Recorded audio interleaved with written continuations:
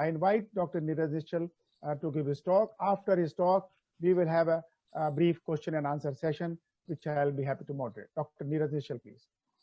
Thank you, sir. Thank you very much for introducing me. And in fact, all of us are fighting this virus in one or the other way. And as our previous Mr. Alok and Dr. Manju aptly put that each one of us have to actually fight this virus. Otherwise, we may in trouble. We have seen it in Delhi how a little bit of carelessness has led to sudden surge of cases. I will try to keep it simple because this virus, which we everyone is aware of this virus, but what all precautions we have to take in spite of we discussing it over and over again for last 6-7 months, we have not been able to control this virus. So what things are lacking? That's what I will try to highlight through these next few slides and see how we can innovate, find a way to whatever problems we are facing while controlling this pandemic, and how your institution, the innovative brains which you have at your institution, may contribute to this control of this pandemic. So we all know initially we thought, okay, we might be able to contain this spread of this virus at the start only, and we will not allow it to get a foothold in our society. But unfortunately, we have not been able to do that. And now we have to find a way how to survive, coexist with this virus so that we respect the virus and virus respects us and does not trouble us. So let's talk about those aspects. So there is a lot of confusion among general public. What is SARS-CoV-2? What is COVID-19? What is the difference between the two? So this SARS-CoV-2 or coronavirus, which is we call usually, is the etiologic agent. It's the virus. So it belongs to a family of coronavirus. It's called corona because the structure of virus is such that it seems it's wearing a crown. So that's why this group of viruses are called coronavirus. So this virus usually affects animal mainly, but sometimes they mutate in a way that they are able to survive in a human being. So this SARS-CoV-2, which stands for Severe Acute Respiratory Syndrome virus, coronavirus 2, somehow mutated and was able to develop its capacity to survive inside human beings. So it started affecting human beings. Initially, this thing was not realized, and once it spread outside the country of origin, which is thought to be China, then this became a cause of concern across the globe. And by the time WHO and other agencies realized the magnitude, it has got hold in almost all of the countries. So why this virus is causing so much havoc?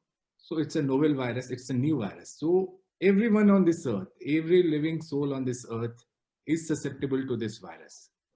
So whenever we are infected, the body may be able to ward off any serious complications. So we may just get infected but may not manifest the disease.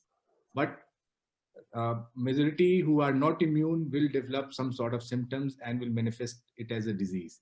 So since none of us were immune to this virus, no one had immunity. So most of us developed some sort of symptoms, even though it was mild, but there was always a tendency to for this disease to get complicated, especially in those people who had some sort of comorbidities or for some reason their immune system was low, whether it was because of nutritional aspect, because of some other disease like diabetes or a number of other comorbidities. So that led to a panic-like situation world over. Okay, we are not immune to this virus, so we have to control it. But unfortunately, the coordination between various countries across the globe was lacking, and that's the reason why it very quickly converted into a pandemic. We always compare this with 1920 pandemic of another respiratory virus which belongs to almost similar family, which we now call it as a common flu, normal flu. But at that time, influenza pandemic was one of the biggest killer of that decade. But the difference between 1920 and 2020 was that means of travel, transportation has actually increased very fast. So any infectious disease in any part of the world is just a flight away from your place. And this pandemic really highlights that aspect, that little bit of carelessness on part of the country of origin and the whole world is suffering because of this. So till now, we believe that this virus emerged from Hubei province in China somewhere in November, December 2019. And that's why it was initially called as novel coronavirus 2019. And the disease was known as COVID-19. So till now, worldwide number of cases has been approximately 59.5 million and leading to approximately 1.4 million deaths. In India, the total number of cases stands somewhere around 9.2 million, leading to 0.13 million deaths. And one of the causes that once we start being careless, the other waves strike. So for any pandemic, infectious pandemic, whenever we are careless, the tendency of the control which we have achieved because of our past effort is mitigated, and we have a second wave of that pandemic. So this is what we have been observing with this virus also. So this compares our graph with US graph. So if you see that almost the number of cases started rising simultaneously, India imposed lockdown initially, so we were able to control this pandemic initially. And then it gradually peaked somewhere around in the end of in the early part of September. And after that, the overall graph of country has been coming down. But at the end, if you see the graph, this little bit of upslope may actually portend a problem if we are not very careful with our thing. And the other graph is of US. Initially, there was a peak, then they were able to control to a certain extent. And again, the second peak started, they controlled it again. And now the peak has again gone up. So this is what we call about peak. We have been able to somehow control it across the country, though isolated pockets like certain states have increased number of cases. But overall, if we see the country's status, then number of cases has decreased from what it was in September. So now that we have seen how this disease is transmitted, so the idea of containing this pandemic was quite simple. And that's the reason right from the start, we have been talking about the COVID appropriate behavior to control this transmission of infection and in short, the pandemic. So we have seen that the whenever a person who is infected sneezes or coughs, that person releases droplets in the surroundings. If it contaminates either your hands or any of your body parts, then you shake hand with other people, or you touch a surface which is a high touch surface which others are going to use, then chances of transmission of this virus is there. So that's why when we talk about COVID appropriate behavior, we say you should wear mask, you should maintain adequate distance of at least 6 feet. You should wash your hands frequently, whether with soap or water or any hand sanitizer, and avoid shaking hand for the timing. That is something which we have developed, we have acquired from Western world, replacing our old age, this namaste thing. So we have to go back to our namaste rather than shaking hands. And of course, whenever you sneeze and cough, it's always good to use your elbow to cover your cough, not your hands, as this diagram shows, because this hand you are going to touch many other surfaces and chances of contaminating surface will increase. So whenever you are coughing and sneezing, cover it with your elbow part so that you don't transmit this virus to other surfaces. What are symptoms, common symptoms of COVID-19? So the commonest symptom will be fever or chills. Patient may have cough, which may be mild, or it may be very irritating and persistent type of cough, leading to difficulty in breathing or breathlessness.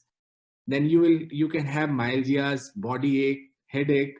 You may have diarrhea, you may have vomiting, and usually at the end of first week of infection, people may develop a sense of loss of taste and smell. Now, this is very peculiar type of loss of smell and taste, because see, whenever somebody is infected with any sort of virus, some sort of loss of taste and smell happens. You all must have noticed that thing. But the peculiar feature about this loss of taste and smell is that this loss of smell is complete. It will happen all of a sudden and you will not be able to smell anything.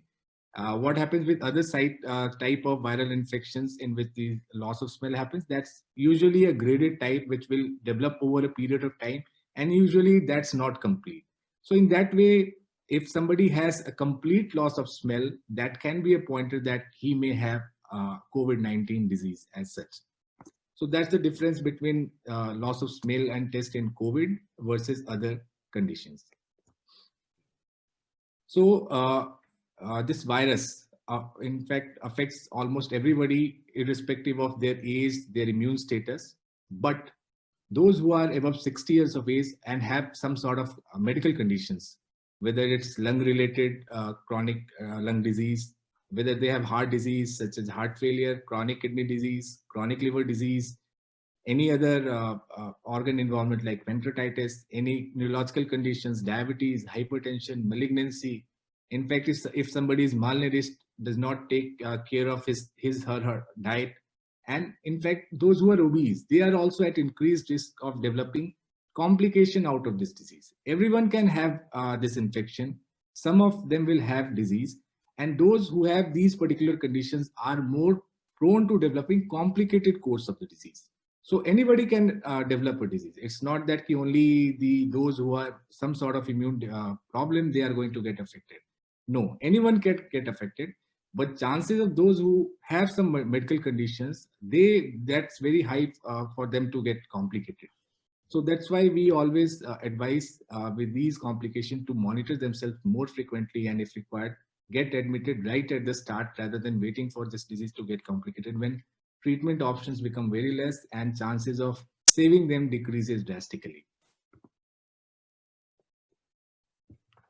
So whenever you are in home isolation, the most important thing you have to monitor is your oxygen saturation. That is something which needs to be done. So there are a lot of pulse oximeter available in the market. So always rely on a good pulse oximeter, not the cheap Chinese ones, which may not be very reliable. Do not forget to replace the cells of this pulse oximeter frequently. Sometimes the battery strength decreases, and that leads to decreased sensitivity of this pulse oximeter, and they start showing wrong readings. So whenever you are using a pulse oximeter, preferably use the same hand and same finger every time you are checking for oxygen saturation. Always allow this pulse oximeter, keep it for at least 20 to 30 seconds on your fingers before taking the reading, because initially the fluctuation may be there and the exact reading may not be correct. So always allow at least 20 to 30 seconds of time before this this graph settles and the saturation is the actual saturation.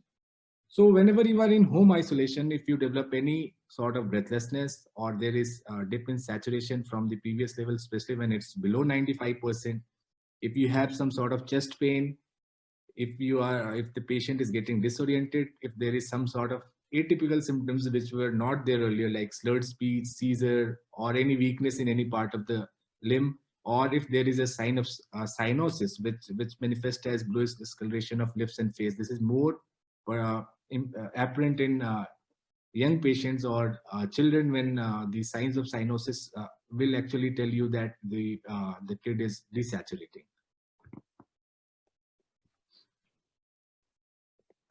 So one important aspect about this COVID-19 disease is the COVID infodemic. We get all sort of WhatsApp forwards, we get all sort of messages on our Facebook pages. So we have to not blindly rely on them, because there's a lot of misinformation about COVID-19 on social media.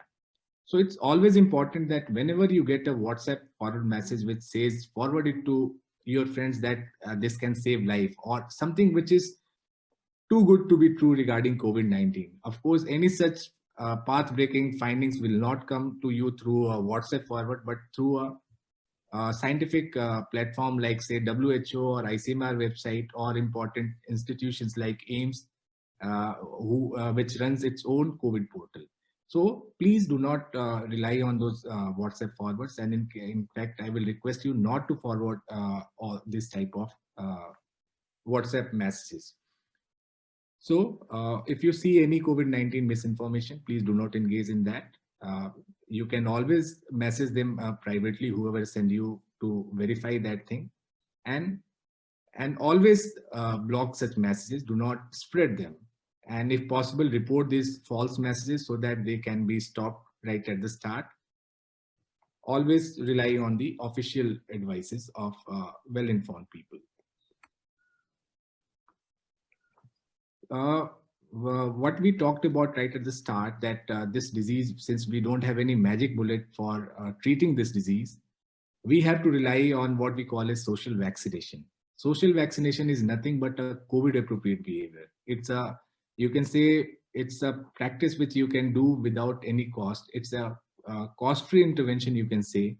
So most important thing which we at the moment are not following is that even if we are symptomatic, we tend to go out of our houses and meet our friends, have a party, go to our workplace, and chances of disease spreading through this particular careless behavior, I will say, is very, very high.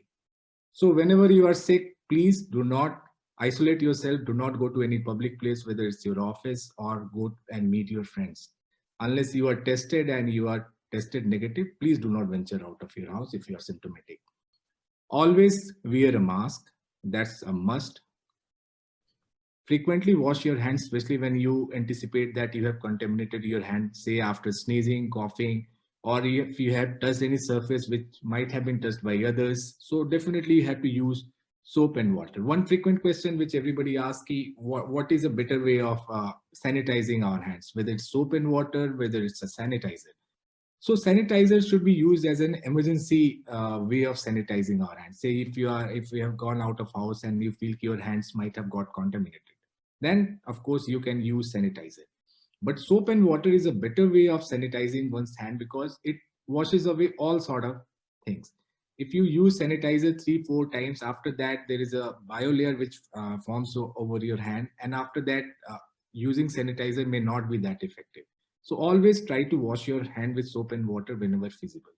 And like I said, whenever you cough, always use the bend of your elbow to cover your cough or sneeze, because this part, if it is contaminated, you are not going to contaminate other surface. And if your hands are contaminated, you are going to touch other surface and you will be contaminating those surfaces. That's why we always say cover your cough with your bend of the elbow.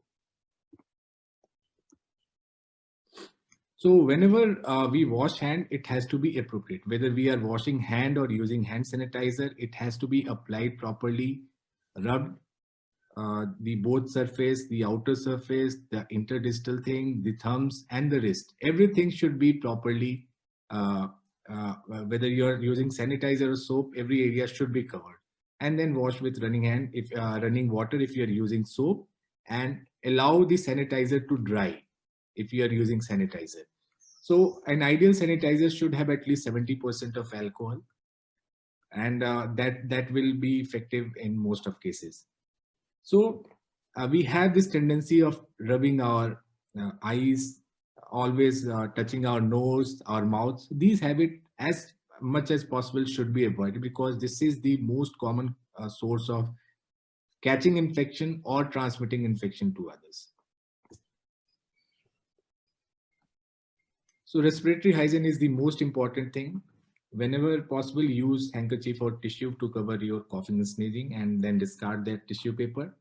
Whenever you are using tissue paper, you have to discard it, preferably in a closed dustbin where chances of it flying or coming out of that dustbin is low. Like I said, always cover your sneeze with bent of upper arm if you are not carrying any tissue or handkerchief. And always wash your hands if you have used your hand to cover your cough. And especially for females, if you are coughing, please do not use the pallu of your sari or chunni or the gamcha for male people to cover your cough, because again that may be used by others and that may actually spread infection. We Indians are very fond of spitting in open, and that is actually, we have to ensure that we somehow have to change our habit, because it not only spreads COVID-19 but other dangerous disease like tuberculosis as well, which is more deadly, I will say, than even COVID-19. So if we change our behavior, then definitely we will be able to not only control this COVID-19, but also many other infectious disease which spreads almost in a similar way. So beyond 6 feet is almost negligible. That's why this distance of 1 meter or 6 feet is very important. This sort of public gathering. Now we are into a season of marriages now after the festival season. So again, we have not to get carried away. As far as possible, please avoid holding any ceremony during these difficult times. But if we have to, then please restrict your numbers of people attending that event, and preferably those who are symptomatic or have even slightest chance of having this disease should stay away from such gatherings. So whenever you go to crowded markets, do not go there unless you have some urgent work. I know every one of us have been confined to our houses for almost 6 months now, and we are more into going into our old routine ways of going to have a cup of coffee with our friends in some fancy restaurants. But at the time, the situation is such that we should avoid and not go to such places, because chances of getting infection in such places will be very high.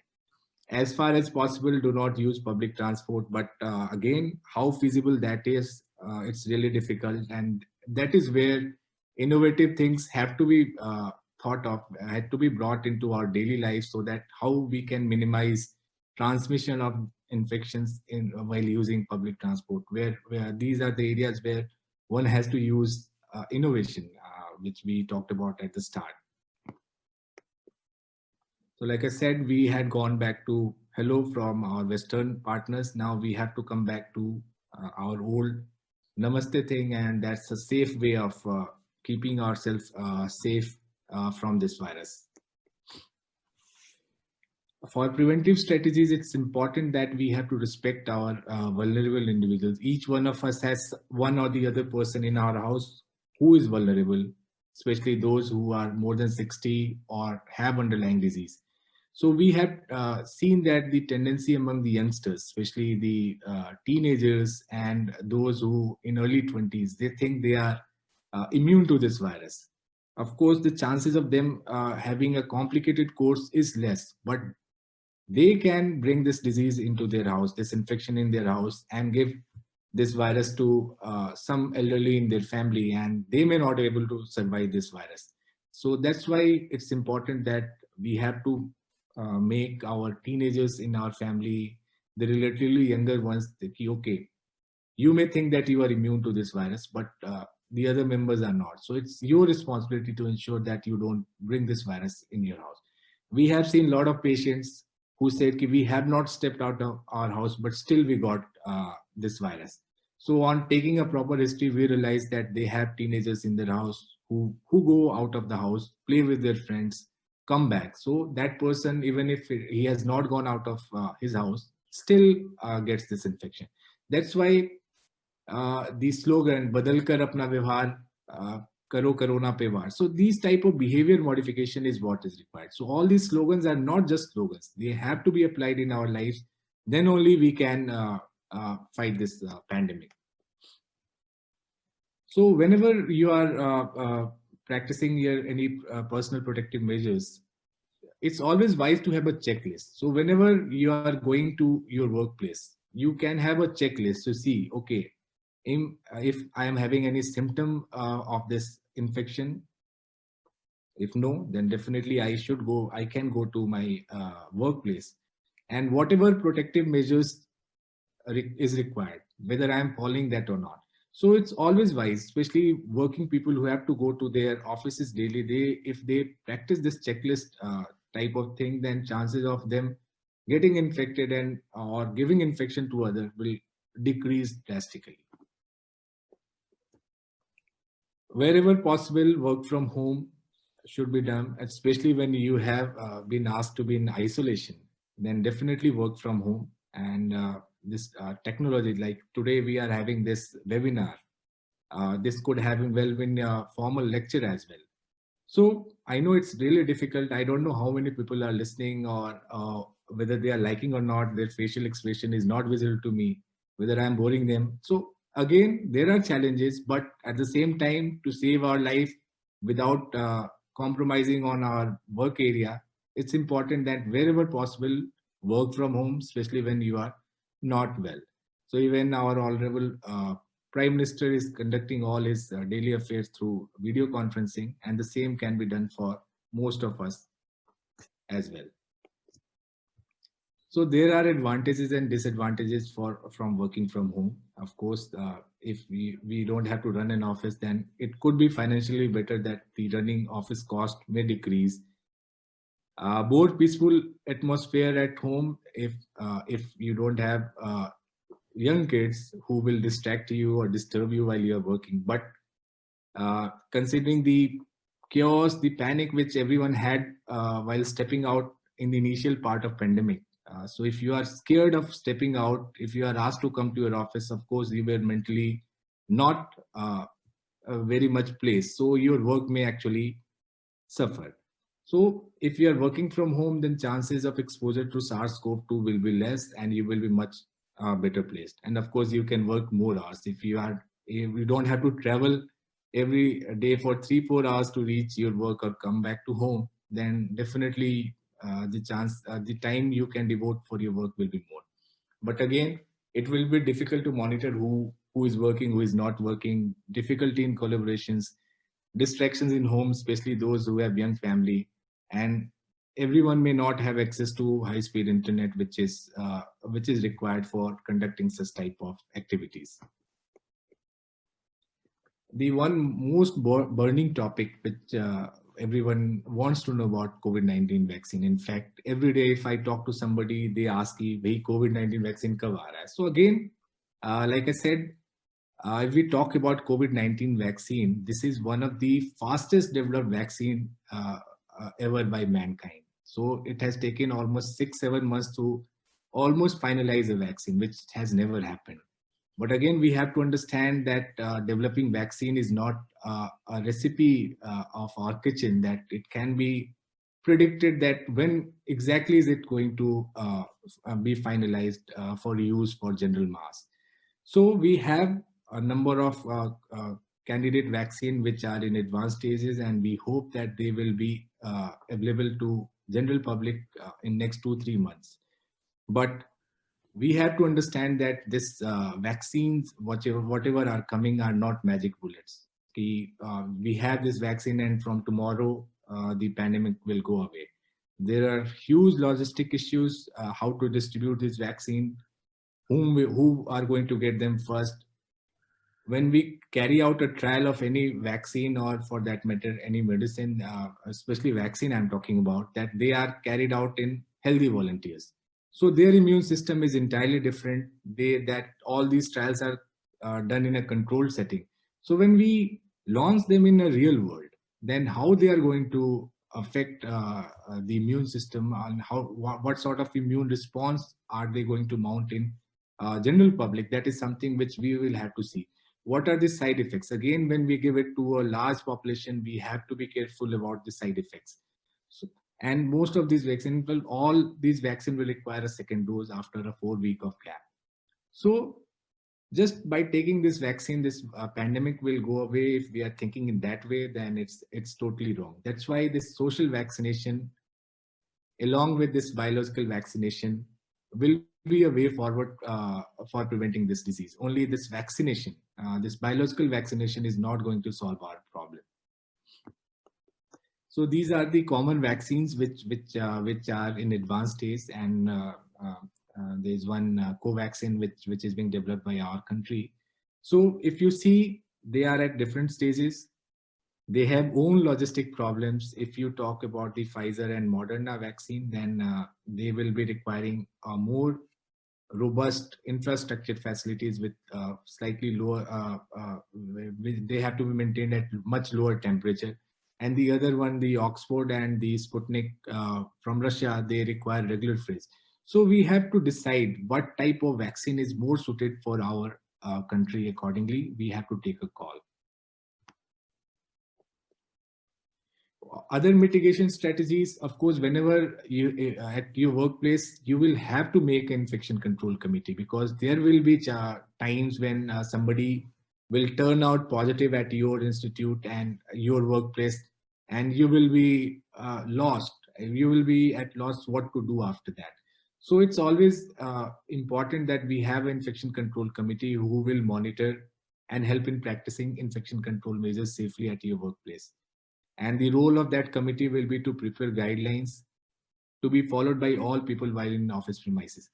Now, guidelines, we most of the time we feel that guidelines are guidelines, but guidelines are not guidelines. They are just mere good lines, which is being prepared by mortal peoples like you and me.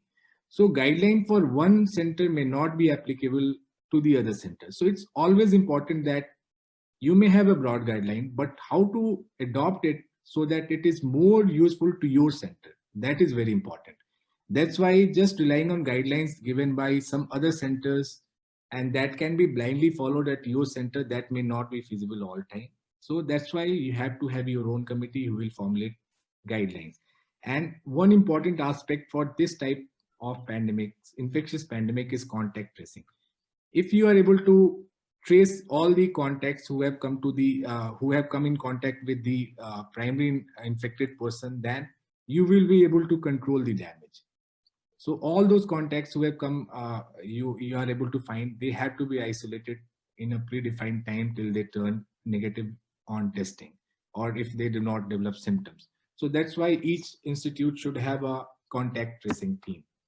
So this is just a brief idea who all should be part of the office, this infection control committee, and this will depend on the type of institute or type of company in which you are working in. But again, the role of head of the office is very important, because they are usually the ones who are the driving force, and if they are part of this committee, then everyone will be working in a more proper way. So healthcare worker familiar with infection control practices. So a bigger institute will have to find a role for these type of people in their offices, so that they can guide them how to control, have proper infection control practices in their workplace. It's always good to check daily symptom screening. Like, you can have a checklist at your entry point where everybody will fill that checklist, and random monitoring of body temperature is also important. So people sometimes, what they do, that even if they are symptomatic, they have fever, they will take a paracetamol, and once the fever comes down, they will come to their workplace or go out. So this is something which can be done, but it has to be more voluntary on the part of the office staff, to ensure that they don't travel when they have symptoms. They don't come to office when they have symptoms. That's why it's responsibility of each one of us to ensure that we contribute in fighting this pandemic. If someone is symptomatic while coming, after coming to the office, that person should be immediately sent to home isolation or nearby health facility, whichever is feasible. And all symptomatic patients, irrespective of whether they like it or not, should be tested for COVID-19 currently. And in consultation with doctors, the provision of home isolation has been now it's a common practice to have home isolation in most of the patients, and they are provided with a kit and with necessary things, and what all precaution they should be taking, that is usually given to them, and they can safely isolate themselves, and in case of any warning sign, they can report to the nearest centers. Again, whosoever has tested positive, contact tracing needs to be done of the people who have come in close contact with this person, and they should be quarantined. Difference between isolation and quarantine is isolation is done for patients who are infected, and quarantine is done for those who are at risk of developing that infection after coming in contact with that infected person. That is the technical difference between the two. And that's the reason an infection control committee is important. And disinfection, especially with hypochlorite solution, can be done in all areas which has been visited by that positive person, so that the chances of getting infection from that surface through which he has come in contact is minimized. So general workplace things which we have to follow these days, especially when the offices were closed for prolonged hours. So when you're restarting your campus, say your colleges, your schools, and you have to ensure that because of prolonged shutdowns, rodents and other harmful things may have crept into your places, and that needs to be checked properly. Even the molds, especially molds may cause respiratory problems in susceptible people. So these all should be properly cleaned. All the offices, all the rooms should be properly cleaned before allowing it to function. Ventilation system should be operational. Try to increase circulation of outdoor air as much as possible. Though in Delhi, it's really difficult to say considering the level of pollution which is there at the moment. Then whatever areas, common areas where crowding is expected, we have to ensure that social distancing norms are properly followed. Say if you have a cafeteria in your institute, then of course ensure that the social distancing norm is followed there. And whatever coffee break or lunch break are there, they are staggered so that there is not too much crowd in your these common places. In offices, you have to rearrange furniture so that the social distancing norms of 6 feet is followed. So other way you can say that the employees come every alternate day or every third day, so that the number of employees working in an office at a time physically is reduced so that social distancing norms can be followed.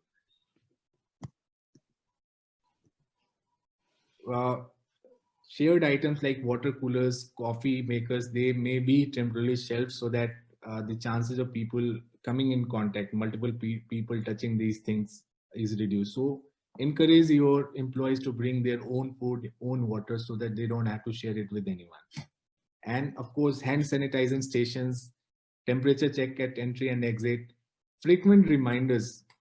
You may have an announcement every say 2 hours. Okay, it's time now, sanitize yourself, go wash your hands. So these things needs to be reinforced. Unless we reinforce again and again, then we have tendency to become lax and become careless, leading to problems. Behavioral modification is again important. Whenever your employee has traveled out from to a different state or say country, then definitely that person should be placed under quarantine at least till for at least 5 to 6 days, or if he has traveled from outside country, then 14 days is something which we recommend. Periodic training regarding hand washing techniques, social distancing, mask adherence, cough etiquette, personal hygiene, that is important. Placing posters, playing videos in the office premises, institute to promote such things, such COVID appropriate behavior is very important. Whenever conferences needs to be done, virtual conferences is the way forward currently. But if in-person conference is necessary, depending on the space available, try to keep the numbers of individuals to bare minimum so that the social distancing norm and other can be found. Try to keep meeting as short as possible, because the contact time with the infected person is again decides whether this other person is going to get infected or not. Whenever this type of meetings are happening, please ensure that each one of the participants are wearing masks. Wherever possible, all high-touch surfaces in such conference room should be disinfected at least daily. And the common areas like break rooms and lobbies should be regulated more stringently, and they should be cleaned more frequently, say every 4 hours. The common area is cleaned so that if by any chance it is contaminated, it is taken care of. So this is what I have been talking about. The shared items should be disinfected every 4 to 6 hours so that chances of getting infection is minimized. Wherever fingerprint scanners is being used, whether it's for attendance or for any other safety reasons, then chances of that should be reduced. And a system like barcode or QR code scanning should be used, or any other innovative way without ensuring that the contamination does not happen. Floors should also be clean. Desks should be also be clean. So there are many disinfectants. So any hypochlorite based solution is an ideal way of cleaning your routine surfaces. The habit of sharing your stationery, your telephones, your mobile phones, your computers, and other electronic appliances should be minimized. And if it has been shared, then alcohol-based disinfectant may be used to disinfect those items. Like I said, always it's advisable to carry your own food and water. Encourage your employees to eat at their own desk so that the chances of interaction is minimized. Staggering of meal times is again important, because while eating you will have to take your mask off, and that is the time when chances of getting infection is high. So whenever you are eating, try to eat alone for the time being. So if we see what are the hazard assessment which one can have before reopening. So if you are going to a pickup delivery type, that is relatively safe. But if you are going for outdoor or indoor seating restaurants where the restrictions are of social distancing is not there, then chances of you getting infection is very high. So you have to assess the risk before visiting any place of which can actually be avoided. So cafeteria again, hygiene is the most important thing. Whosoever is entering the cafeteria, temperature checks should be done. Ventilation has to be ensured. Seating arrangement have to be ensured. And those staff who are working in the kitchen, they should be closely monitored for any symptoms. And kitchen should be clean and disinfected at least daily or more frequently than that based on the output. So you can always mark the chairs which should not be occupied. Though we are seeing it everywhere in our country as well, but whether we are following that, it's again a matter of debate, because most of the time, even if it is marked as not to be occupied, people keep on sitting. So we have to change our behavior. That's why we always keep on saying "badal kar apna vyavhar," because we tend to become too careless. So in cafeteria, it's always advisable to have a biodegradable thing rather than having the routine cutlery, so that the chances of cross infection is minimized. So wherever possible, these type of cutlery should be used. Restrooms, again, it's an important place where most of us visit multiple times during our office hours. So doors should be, preferably if possible, should be touchless. You can say doors which can, automatic doors which can open based on sensor. And always ensure that whenever you touch toilet seats, you always ensure that it's flushed, and if possible, place a sign to ensure that toilet seats are closed before flushing, so that it does not. The reason for closing the seats before flushing is that there is theoretical possibility of these virus spreading through the our fecal-oral route as well. So if the flush is contaminated, it may spread through aerosol when we flush our toilet. So that's why it's always wise to close the toilet seat before flushing. Again, paper towel should be used, which can be discarded after use. Hair dryers, hand dryers, again, it's a potential source of infection spread. That's why we discourage it, especially during this infectious pandemic, because it can cause aerosolization because of the high speed of the air. So it's always wise, if you have hand dryers in your restrooms, that can be disconnected for the time being. Work stress during COVID-19 is a very under-recognized, I will say, situation. We are seeing people approaching us because of this sort of symptoms of stress. They are feeling irrational irritation, anger, or they are in denial that this pandemic is actually happening. They are nervous, anxious, they are lacking motivation, they always feel tired, overwhelmed, burnt out, sad and depressed. They are having trouble sleeping, having trouble concentrating. So if some employees are complaining of these things, please don't think that they are shirking their work, but they are actually facing this problem. So always encourage them to take medical help for all these symptoms, rather than saying, okay, you are just trying to find a way out of not working. So these things should be always looked into. stress due to COVID-19 is very real, and we all know that apart from the panic which we have that we might get exposed at workplace, while working home, we have to manage different workload. Again, uncertainty about future of your workplace and your employment is a big stress which people have been undergoing during this COVID-19 pandemic. Teachers have been asked to take online classes, and many of them were not very familiar with all these tools of online classes, and that actually caused a lot of stress among them. So it's very important that all employees of institute should be given education regarding COVID-19 to allay any unnecessary fears. Helpline if possible, wherever feasible, psychologists should be taken on board so that employees in the event of work stress or burnout may be referred to them. Encourage and promote mindfulness activities like yoga and meditation at workplace. Again, this will help in reducing stress. It's a well-known fact that yoga reduces stress. So wherever feasible, this should be permitted. So again, those who recover from COVID, we have to acknowledge that this virus does not simply go away. Post-COVID symptoms are very common, very frequently, and they may be seen in as low as 12% to more than even 40% patients may have this sort of symptoms. Symptoms could be permanent organ damage in those patients who have had post-intensive care or had extensive pneumonia. So these people may have a permanent organ damage and they have their own issues. Post-viral fatigue syndrome. This can be seen in up to 40 to 50% of patients. And in fact, those of you who have already had COVID-19 will realize that this is a real thing.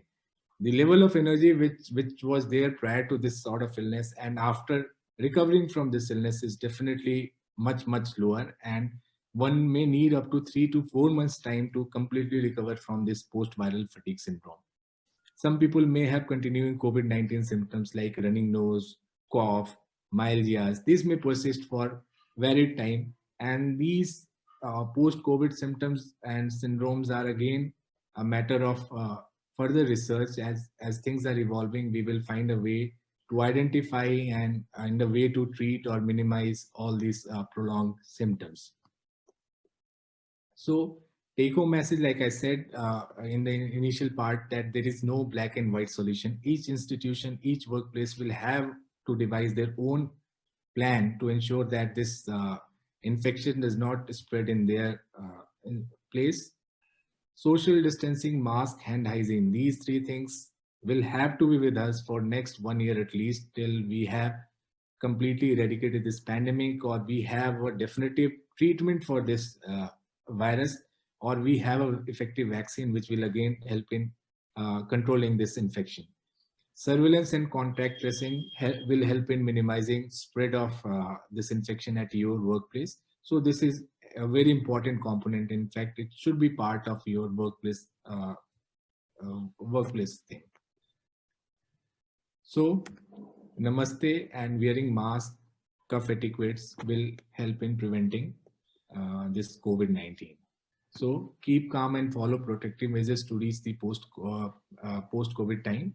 Keep yourself, your loved ones, and your colleagues safe. It's the responsibility of each one of us. It's not that the government is going to work for you. It's the responsibility of each one of us to fight this disease, and we should contribute to that. Thank you.